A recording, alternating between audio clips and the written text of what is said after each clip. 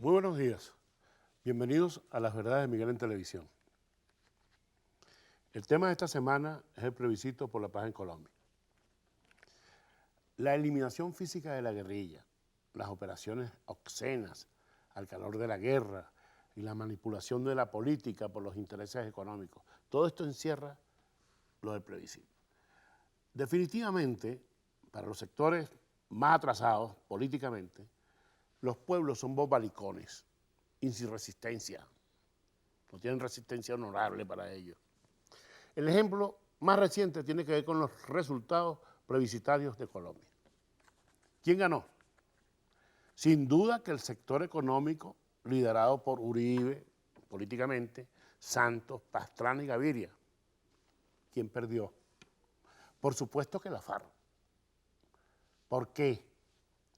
La derecha colombiana condujo lo que en ajedrez se conoce como una partida magistral, bajo la burda simulación de una enemistad que no existe.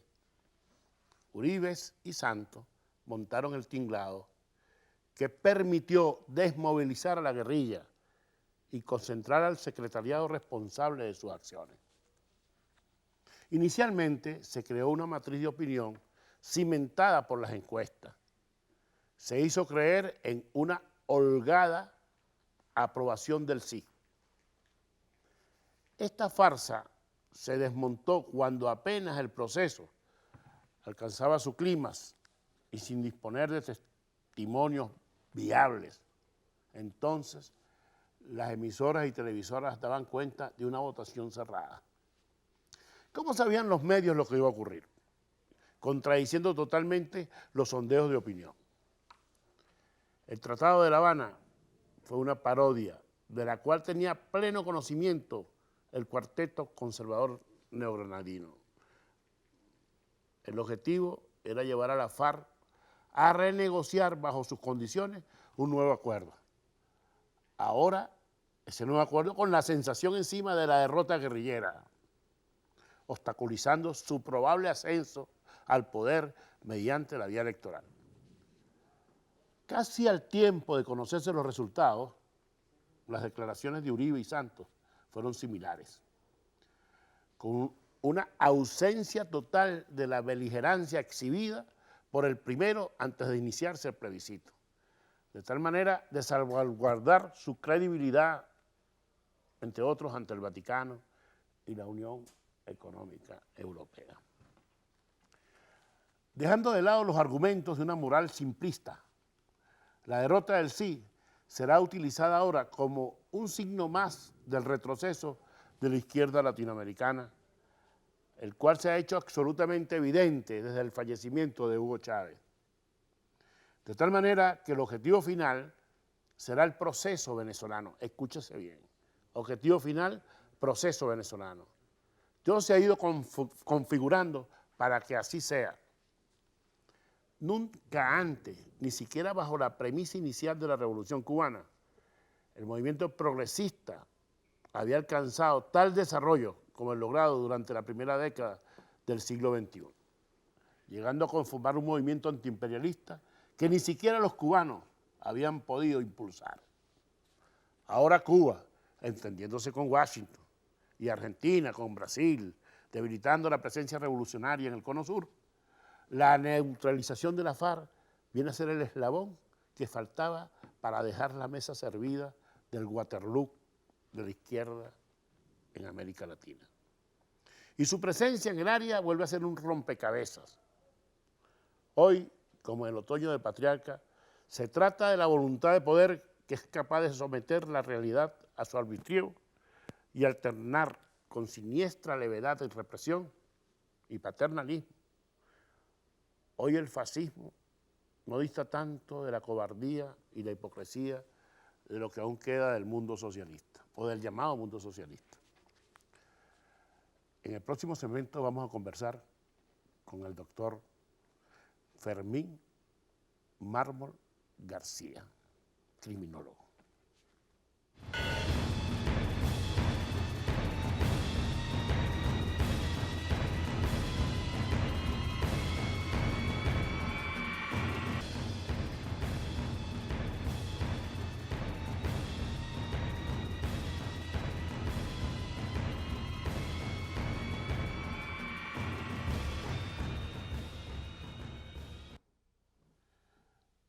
tiempos de inseguridad, donde ese tema preocupa tanto a los venezolanos, tiempos en que, bueno, se ha venido degenerando, pues,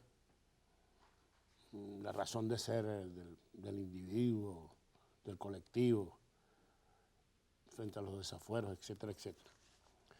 Y nada mejor, pensé yo, estoy seguro que no me voy a equivocar, que conversar con un criminalístico, con Fermín García, Mármol García.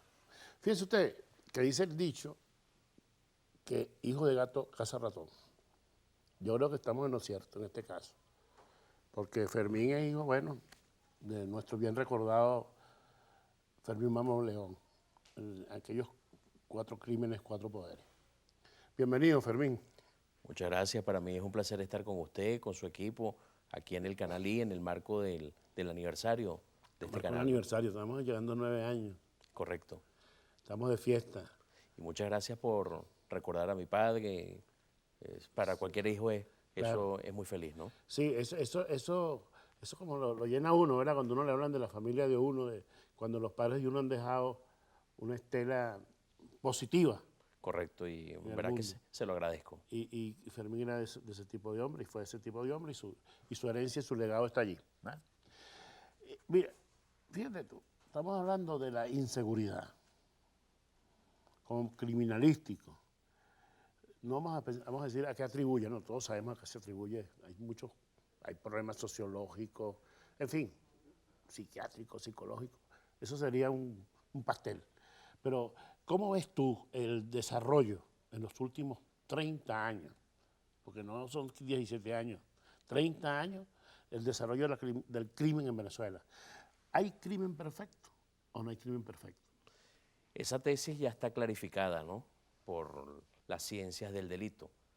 El crimen perfecto se puede materializar por los errores que se cometen desde las instituciones. La tesis correcta en el mundo criminalístico es que el delincuente, en el accionar de la acción delictiva, va dejando vestigios de interés para la investigación criminal. Y queda de parte de la policía recabar elementos de convicción, de índole material, de elemento humano, capaces de demostrar la culpabilidad de alguien. Cuando vemos un caso sin resolver, se debe a que lamentablemente el humano dedicado a la pesquisa, a la ciencia forense o a la criminalística, no hizo bien su trabajo. Ciertamente un caso es más difícil que otro, el talento del delincuente, el sitio del suceso, la tardanza que pudiera haber para revivir una acción criminal puede entorpecer o no el ejercicio de la actividad policial. Pero bueno, en la tesis es que no hay crimen perfecto, solo que se materializan por los errores humanos. Claro, yo te lo decía porque en el curso de los últimos años, sobre todo, hay una serie de crímenes, vamos a sacarlo ya lo que es normal, hay una serie de crímenes más o menos renombrados que no han sido resueltos. Ciertamente, yo creo que hay para escribir eh, páginas importantes de casos sin resolver de toda índole, homicidios, pero también de secuestros, pero también de grandes estafas y también de casos de corrupción. Sí hay buena literatura para hacer una segunda parte de 4 crímenes, 4 poderes o titularlo de cualquier otra manera, pero sí hay suficiente tela que cortar y sería a lo mejor muy enriquecedor para retratar de alguna manera un momento. Pues fíjate, por ejemplo, en el caso del periodismo policial, hace unos años atrás, determinado caso llamaba la atención de los medios de comunicación y los medios hurgaban hasta que, no es que el periodista es un policía, pero el periodista acompañaba al policía en la resolución del caso. Quiero decir, daba elementos, cada vez que le informaba, el policía era informado también. Es cierto. Obtenía algunas pistas, etc. Ahora eso no ocurre. Yo creo que hay una separación institucional de lo que es, por supuesto, la labor y la digna labor de un periodista de sucesos o de investigaciones. Hay un divorcio institucional. Yo percibo como ciudadano, que es público y notorio, cómo cada día es más difícil accesar a la fuente de información, a ese poder público que le corresponde investigar, administrar inclusive justicia. Y eso le hace un daño a la colectividad que quiere saber qué es lo que está aconteciendo. Y número dos, en el pasado un caso relevante era como algo exquisito que sucedía al semestre. Hoy día hay casos realmente dantescos, horrorosos, que conmocionan a la opinión pública, pero a diario. Y también un caso solapa al otro, ¿no? Y esa dinámica ha hecho crecer redes como la de Twitter, que de alguna manera tienen tiempo real la noticia fresca. Todo eso puede estar gravitando para que el mundo periodístico no se enfoque en un solo caso desde un punto de vista investigativo, aunque es cierto que algunos periodistas ya empezaron a escribir libros y ya empezaron a plasmar de manera más profunda lo que pudiera estar sucediendo. El caso del libro de Mónica Spear, de María Soledad Iglesias, pudieran ser ejemplos de periodistas jóvenes que les nació la vena artística y han plasmado sus investigaciones en unos libros. Sin embargo, esos libros no han tenido el éxito de los libros anteriores, como por ejemplo, Cuatro Crímenes, Cuatro Poderes. Sí, yo creo que hoy día el lector tiene un conjunto y un abanico de opciones muy ricas, ¿no? Desde comprar un libro, pero también desde ver el libro vía digital, pero también el tema de las películas, pero también el tema de ir inclusive a obras de teatro, como el caso de Chirinos, que se montó en teatro. Es decir, está muy rico la manera de uno informarse y a la vez de divertirse.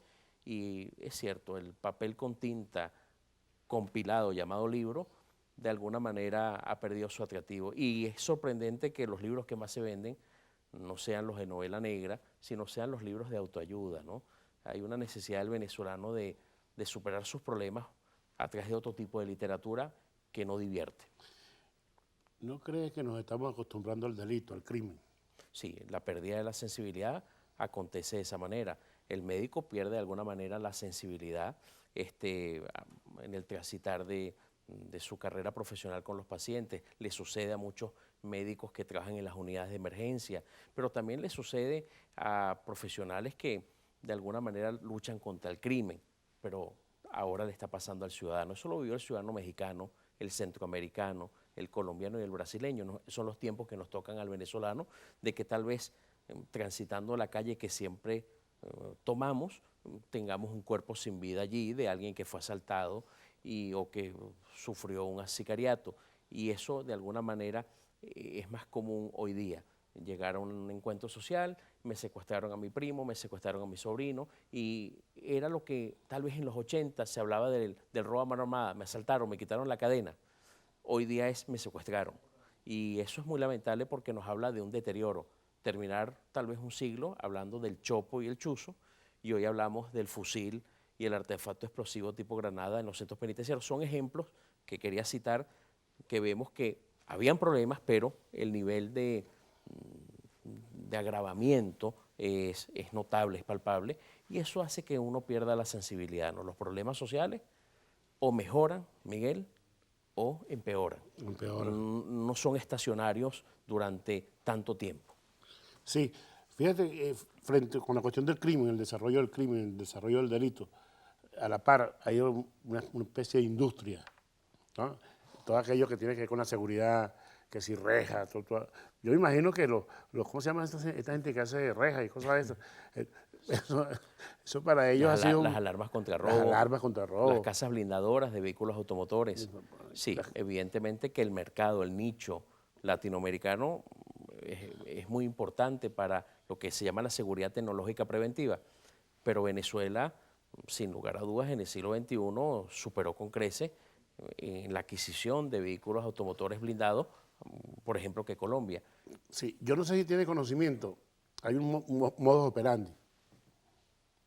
Llegan dos personajes en el metro de Caracas, por ejemplo, ven a la víctima, si es una mujer le dan una cachetada, le insultan, la llaman traidora, ¿cómo me pusiste cacho?, etcétera, etcétera. Y entonces nadie está al cabo de saber eso, lo que está pasando. Todo el mundo piensa que es un problema doméstico, y no es doméstico. Los tipos se llevan a su víctima y la atracan más adelante porque nadie se mete en eso. Y la persona queda, y así pasa con el hombre. En estos días, vamos a ir arriba, pero en estos días ocurrió con un personaje que que no sé, ocurrió por allá por los Ruices, que lo lincharon, lo quemaron vivo. Y fue una venganza. Y fue una venganza. Vamos a hablar de los linchamientos, eso es importante. ¿Ok? Vamos entonces a nuestro compromiso.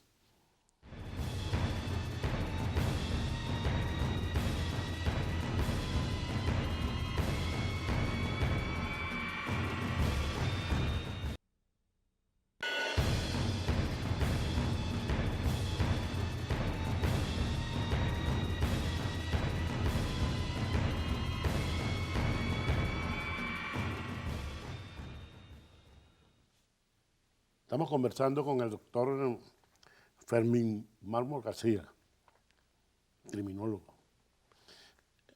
En el segmento anterior yo le estaba hablando a él de los linchamientos, esa degeneración del linchamiento, de cómo uno dice que es la justicia tomada por su propia mano y otros dicen, bueno, algo pasa allí, algo se colea allí perverso que permite que una persona la maten a pellizco, la maten a machetazo, a la vista de todos, con los niños filmando y todo este tipo de cosas.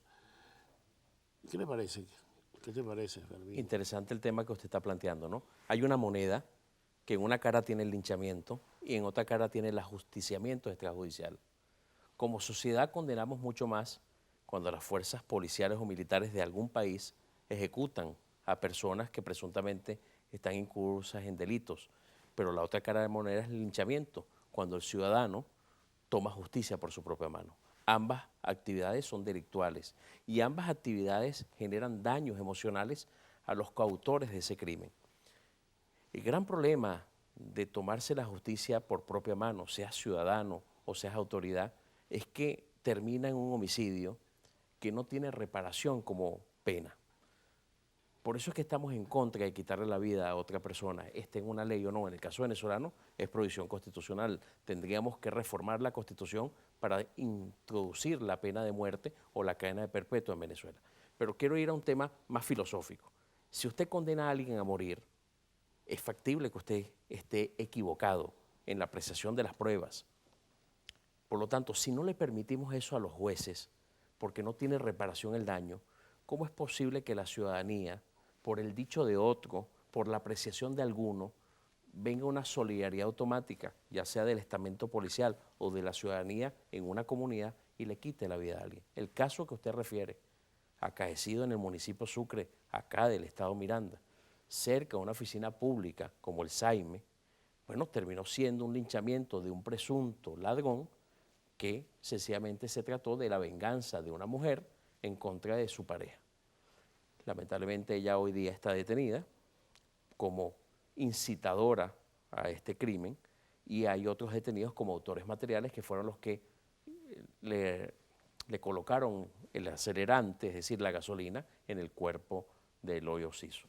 Es una tontería, es una locura, pero nos habla de algo, el primitivismo. ¿Cómo se cataloga el primitivismo en un país? Muy rápidamente, linchamientos, sicariatos, y respeto a la propiedad privada.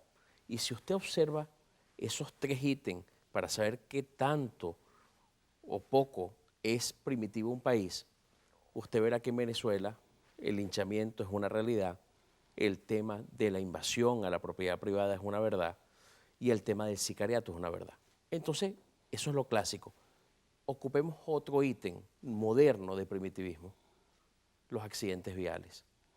Venezuela está dentro de los 20 países con más muertos producidos por accidentes viales de todo el planeta Tierra. ¿Y quién hace este estudio? La Fundación Pulitzer, la misma que premia a los periodistas, a ustedes, ante algún trabajo importante. La Fundación Pulitzer mide el nivel de muertos en accidentes viales. ¿Y para qué nos importa eso en seguridad ciudadana? Porque nos demuestra el irrespeto que tiene el ciudadano o el valor que tiene el ciudadano en cuanto al ordenamiento jurídico. Todo eso materializa el primitivismo. Mi opinión es que Venezuela está transitando un camino de primitivismo muy acelerado que nos desvía del progreso y que nos desvía del bienestar. Sí, hay como una neurosis. Por ejemplo, en la cuestión del manejo. La mayoría de los choferes, la mayoría, a lo mejor yo me puedo incluir también, hemos reaccionan contra el ciudadano, se molestan en una esquina, se nombran, se dicen groserías. Hoy en día un motorizado reclama, te parte y se va, porque o sea, es alevosía, es ventaja, no sé. Sí, es el termómetro de la Claro, violencia, el porque tránsito no automotor. tienes chance tú de bajarte a reclamar ni agarrarlo. Él te va a ir patear y se va. Y lo mejor es no hacerlo. Y es mejor no En un hacerlo. país que pululan las armas de fuego, lo mejor es no discutir en la calle, ¿no? Sí, pues ya el arma de fuego se ha hecho una constante, una constante. Tú no sabes en qué momento se presenta un tiroteo. Hay una cuestión en los barrios, pues vamos a ir pues, sobre Por favor. esta cuestión y tocando, vamos a decir, ejemplos que nos pueden ayudar pedagógicamente a graficar, a ver las cosas. En los barrios, hoy en día, vamos a llegar hasta, vamos a decir, la influencia del narcotráfico. Correcto. En los barrios hay unas cosas que llaman las fiestas negocio. Sí. Bueno, ¿Qué me dice? bueno, sencillamente es la réplica de lo que fue la pernota judicial. Para nosotros, sin lugar a dudas, las fiestas negocios en nuestras zonas populares es replicar el concepto de la pernota judicial en los centros penitenciarios. Cuando después del año 2009 se le permitió al PRAN de la cárcel que desde los viernes podía él ingresar familiares y amigos y pernotar hasta el día domingo. Una cosa terrible. Eso se desvirtuó, esa filosofía criminológica que la tiene muy desarrollada Bolivia, donde el recluso inclusive puede convivir con su familia dentro de algunos centros penitenciarios bien diseñados para eso. Aquí se trató de replicar ese modelo sin contar con la infraestructura para hacerla ni la clasificación del recluso. Y bueno, ¿qué terminó? En donde eso se convirtió en bailantas, pachangas, en donde algunas inclusive emisoras de radio publicitaban este sábado las fiestas en Tocorón, asiste, cuestiones, se presentará el cantante Increíble. tal y tal. Eso ocurrió, eso ocurre.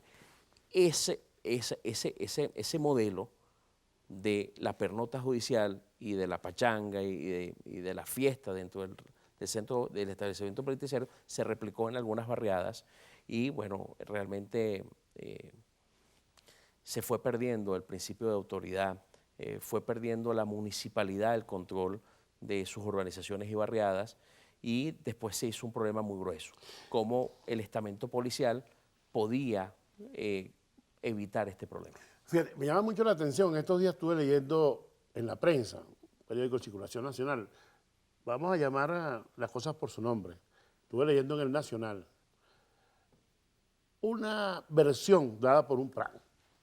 El PRAN llamó al Nacional y dijo, lo que está pasando en la cárcel es esto, esto, y ellos le tomaron su declaración como si fuera, o sea, te le estás dando cabida a una persona que está al margen de la ley, que quizás no está condenada todavía, que a lo mejor, bueno, todas las barbaridades que pasan en las cárceles. Como un periódico X, el periódico que sea, se presta para ese tipo de cosas. ¿Cómo te pueden dar? ¿Estás de acuerdo que se le dé ese tipo de cobertura? Habría que ver el enfoque que quería perseguir el periodista de investigación allí o el periodista de suceso. Una hipótesis es que quería desnudar la realidad carcelaria. Recuérdense que se nos ha vendido que tenemos un nuevo modelo penitenciario, que el 70% del sistema penitenciario ya está dentro del nuevo modelo. Tal vez una investigación como la que usted refiere de semanas atrás, lo que quería demostrar era que hay algo que no encaja, no cuadra, cuando todavía la figura de un recluso domina el estamento penitenciario y no la autoridad civil y militar. Eso pudiera ser una lectura. Lo que sí es cierto es que nosotros hemos percibido, es percepción ciudadana, es encuestas de victimización del Observatorio Venezolano, que la influencia del pranato carcelario realmente es muy importante en el crimen y la violencia que está sufriendo el venezolano, que no hemos podido todavía quebrar la estructura criminal que ya traspasó los muros carcelarios. Y pueden haber diversas razones. Una de ellas es que necesitamos más y mejores centros penitenciarios. Definitivamente tenemos que empezar a clasificar los reclusos y para hacerlo necesitamos dinero, necesitamos hacer nuevos centros penitenciarios. Y lo segundo es la descentralización. Está en la Constitución, está en el artículo 272. Fue algo que el constituyentista impulsó, que cada gobernador, inclusive que cada alcalde, en aquellos casos que fuere posible, manejara su centro penitenciario y que convocara a sus criminólogos, a sus penitenciaristas y dominara su centro penitenciario. Cárcel pequeña, problema pequeño. Cuando usted tiene un mamotreto de cárcel como la PGB, que pudiera tener 18.000 internos, ¿Y los tiene? Lo tiene, es un problema gigantesco. Claro, Es un problema gigantesco. una ciudad penitenciaria. Es correcto. Entonces, eso modernamente ya no es correcto.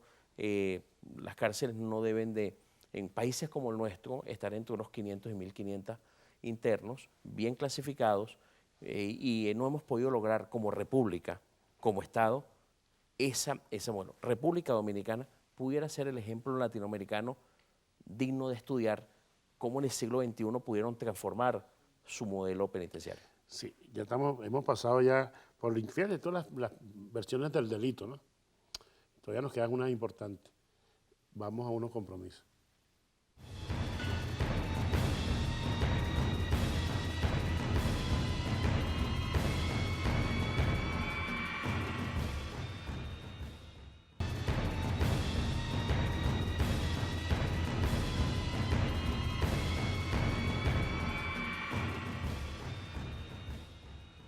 A todas estas que hemos dado este paseo por el mundo del delito, tan en boga en Venezuela, hemos llegado a una conclusión. Detrás de todas las actividades delictuales, prácticamente detrás de todas, en este momento, en lo que se refiere a las colectivas, claro, no hay unas individuales que son pasionales, etcétera, pero detrás de todo esto está el narcotráfico, está la droga. Ese aumento del consumo de droga, el detallista de droga en los barrios, en las urbanizaciones residenciales. Hubo el caso de, bueno, no es que se están reviviendo las patotas de aquello de los años 60, 70, pero eso persiste en las grandes urbanizaciones. Ya hoy en día más adaptada a las nuevas tecnologías. ¿Qué me puede opinar sobre eso? Yo creo que un dolor de cabeza serio en políticas públicas contra el crimen y la violencia es el tema del tráfico ilegal de drogas y la legitimación de capitales provenientes de este flagelo. Yo creo que sin lugar a dudas Venezuela no se preparó en el año 1999 para lo que fue el Plan Colombia. Después no se preparó para el plan de Álvaro Uribe Vélez, que fue el Plan Seguridad Democrática. Sin lugar a dudas que el negocio de las drogas de nuestro vecino país, Colombia, encontró en Venezuela una debilidad institucional y Venezuela empezó a salir reflejada en la ONU, la Oficina contra las Drogas, como un país colador. Me explico.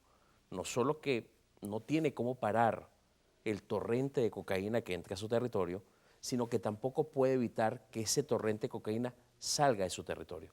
¿Y esto nos llevó a dónde, Miguel? A que el 50% de los cargamentos de cocaína que por vía marítima llegan a la Unión Europea anualmente salen de Venezuela. O sea, pasan. Es correcto. ¿Y cómo lo hace? ¿Cómo la ONU lo mide? Alguien dirá, eso se mide por decomisos.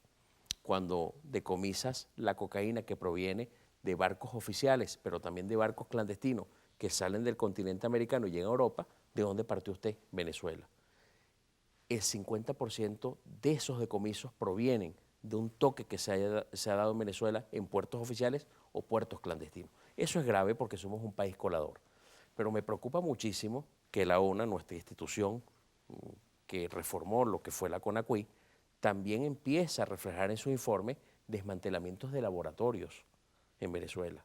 Eso es algo que ha pasado por debajo de mesa y es bueno que usted lo haya dicho, porque nos permite decir, ojo, no somos lo clásico que somos nada más una zona de tránsito, transporte, almacenamiento provisional para después exportar, sino que también hay algunos atrevidos que han querido montar sus laboratorios y bueno, la autoridad los ha estado desmantelando.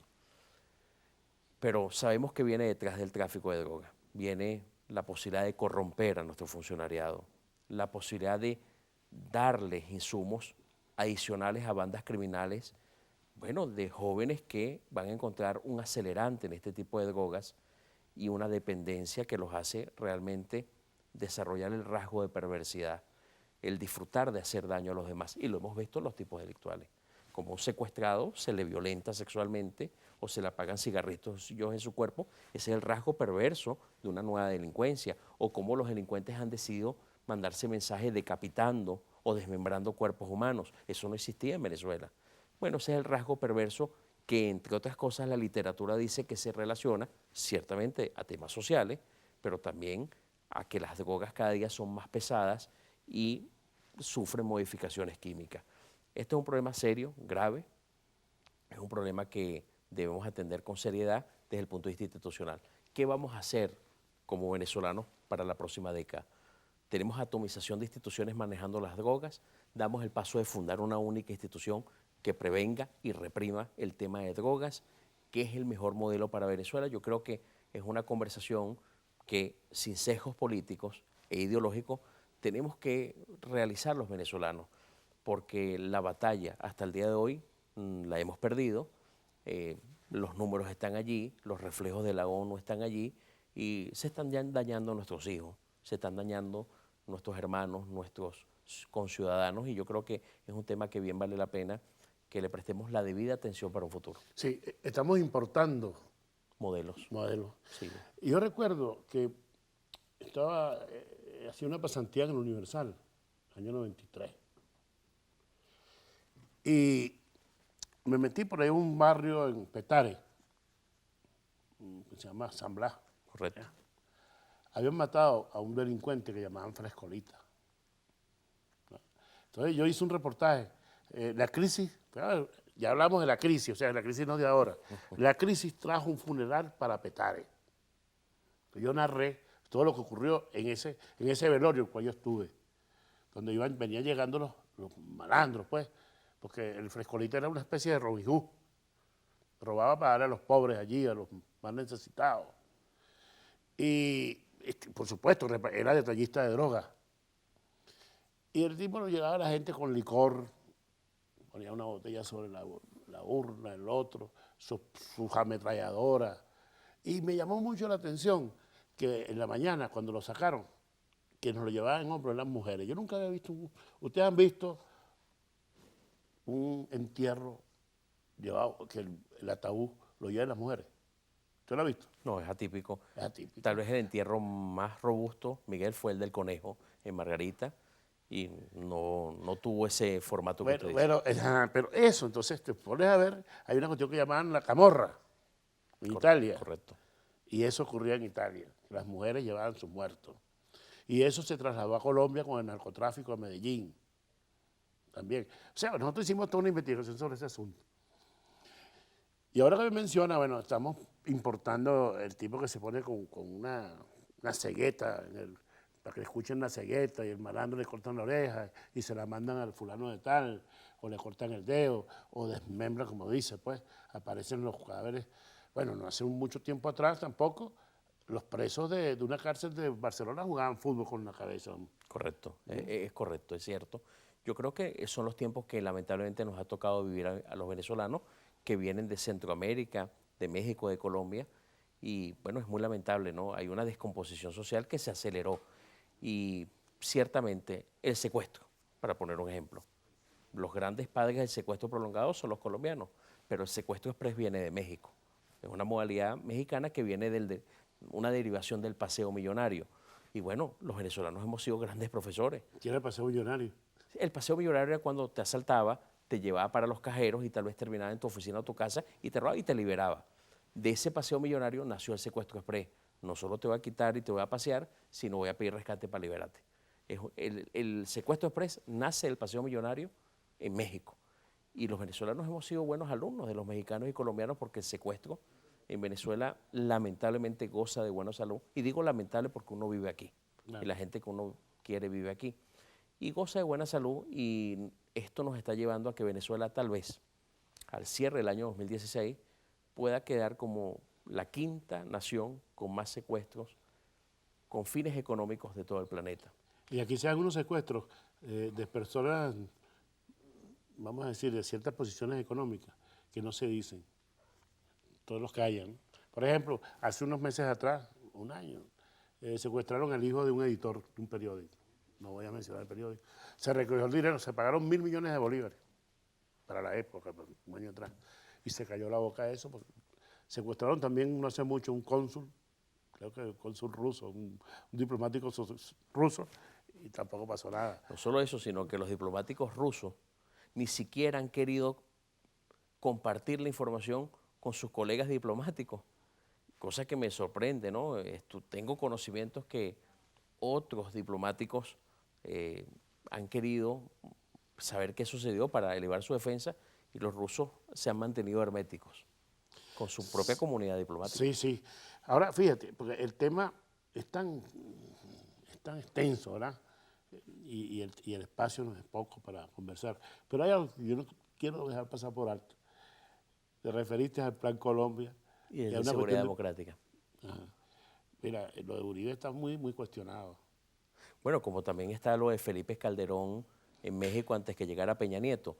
Todo plan represivo va a generar víctimas, ya sean delincuentes de verdad o la ciudadanía. Estos son temas muy gruesos, muy complejos. Pongamos un ejemplo. Una cárcel que sea dominada por un PRAN y el PRAN decida empezar a ejecutar reclusos. Algunos van a votar porque se tome por asalto la cárcel y van a haber muertos. Al futuro esa práctica va a ser cuestionada porque alguien hubiese dicho, no importa que esté así, duren 3 meses negociando. Pero el tema del control territorial que una megabanda puede tener, 60 hombres que tengan un control territorial, algunos van a apostar porque, mire, ya esto ya no puede seguir, se les hace llamados públicos a que pongan su actitud y van a entrar las fuerzas policiales a tratar de neutralizarla. Ahí va a haber muertos, Miguel, y alguien va a decir que tal vez se violaron los derechos humanos. La lucha contra el crimen que se organiza definitivamente va a generar problemas. Yo no quiero defender el plan de Uribe, estoy pensando en mi país, en Venezuela, y lo que pudiéramos hacer a futuro. Tenemos una delincuencia venezolana que se ha estructurado muy bien, que realmente ha logrado control territorial. Lo vimos hace poco con todas estas bandas en el oeste, Cota 905, entre otras, pero también lo tenemos en la Troncal 9, en la vía del estado Mérida, perdón, Miranda, vía Oriente. Son estructuras criminales que van a necesitar una mano muy justa, muy fuerte contra el crimen y la violencia, pero las cosas se pueden hacer distintas. Filma en tiempo real la operación policial para que preconstituyas pruebas, haz acompañamiento con el Ministerio Público, puedes hacer las cosas de manera distinta para cuidar hasta los propios funcionarios que están poniendo en riesgo su carrera y su familia, ¿no? Claro, para finalizar esta conversa, No, por favor. como nos hubiera gustado, una pregunta que quiero que respondas así, pero conciso. El tema de la seguridad es un tema político, un tema partidista, es un tema nacional, un tema, ¿cómo lo ves? Así rapidito. La seguridad ciudadana tiene que ser una política de Estado. Si queremos realmente rescatar los niveles de un control Pero criminal, donde converjan todos. tenemos que converger todo. Y yo creo que experiencias que sucedieron desde la municipalidad de Medellín, Bogotá, o lo que pasó en Ciudad Juárez, o lo que pasó en Sao Paulo, Río de Janeiro, son ejemplos latinoamericanos muy bonitos. Sector privado con los entes públicos, las iglesias de los distintos cultos. Yo creo que sí hay mucho talento en Venezuela, mucha reserva moral para hacer las cosas bien. Y lo ideológico podemos dejarlo a un lado, lo religioso podemos dejarlo a un lado. Se trata de nuestra tranquilidad. Yo creo que sí, bien vale la pena, Miguel, que nos pongamos de acuerdo en ese tema sin sesgos y hacer que el crimen sea algo muy costoso. Sí, ya lo oyeron. Ponernos de acuerdo sin sesgo, sin sesgo. Muchas gracias, doctor Fermín Mármol García. Muchas gracias de verdad por esta oportunidad de escucharlo, un hombre que conoce el tema, y ojalá podamos vernos de nuevo en este programa. No, el placer es mío y siempre a disposición para llevarle a los venezolanos experiencias venezolanas e internacionales que nos puedan guiar por un mejor camino. Muchísimas gracias. Vamos.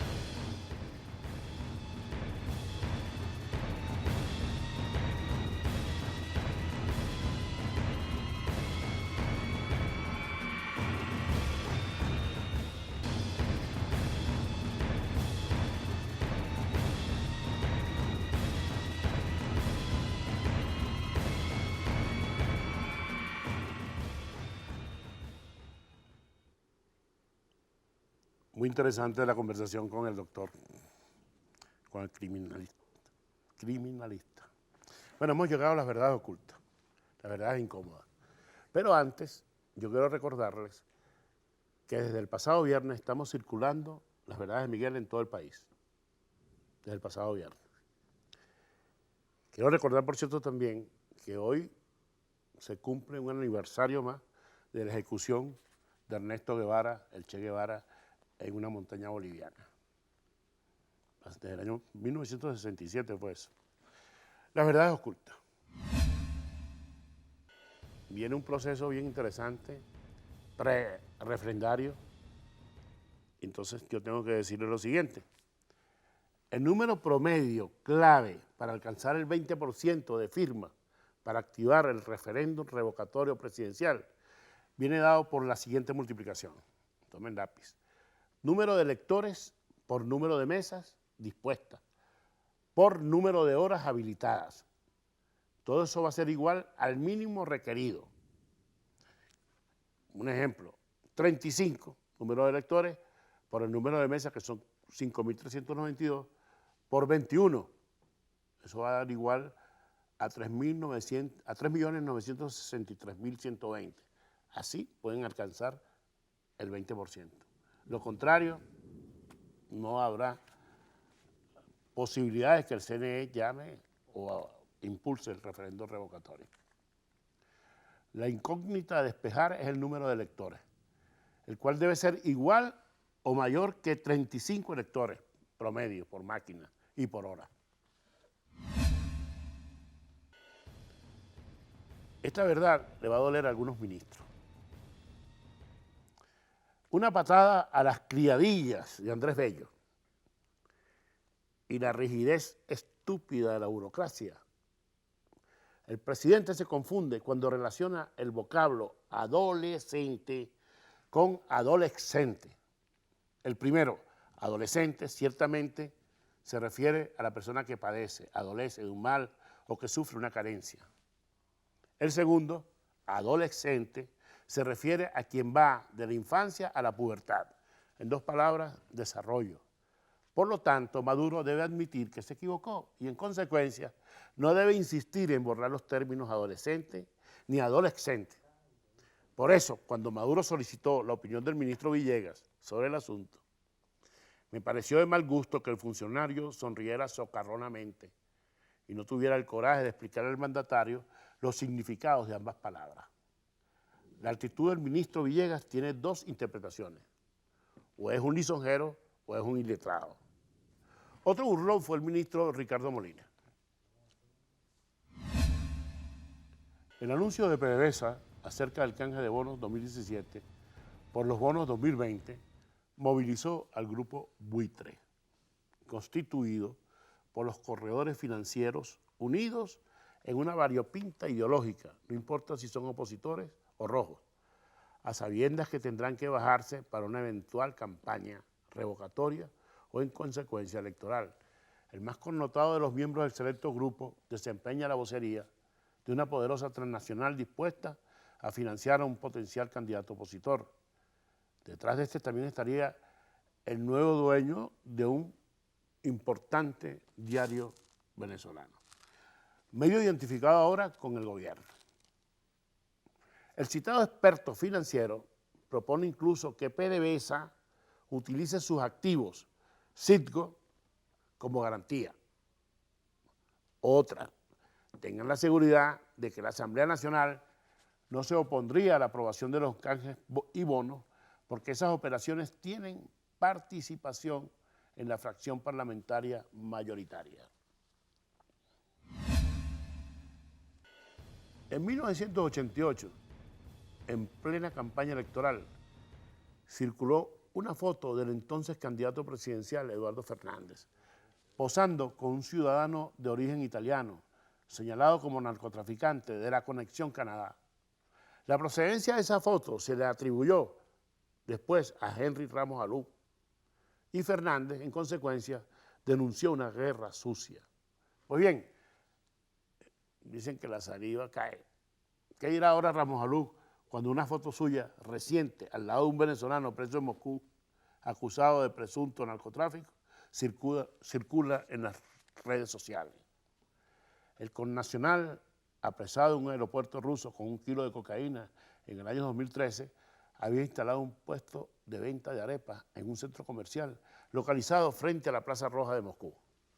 Se trata de Carlos Méndez González, en lo que a mí respecta, no creo que por Ramos aparecer en la mencionada gráfica guarde relación o esté relacionado con Méndez, quien ha estado comprometido. Méndez ha estado comprometido con grupos de oposición en Venezuela y ha asegurado que se encontraba exiliado voluntariamente en Rusia. ¿Quién pensará ahora Henry Ramos Alud? Vendrá a su mente aquella foto que sacó de Fernández. Amigos, amigas, hemos llegado al final de nuestro programa y será hasta el próximo domingo.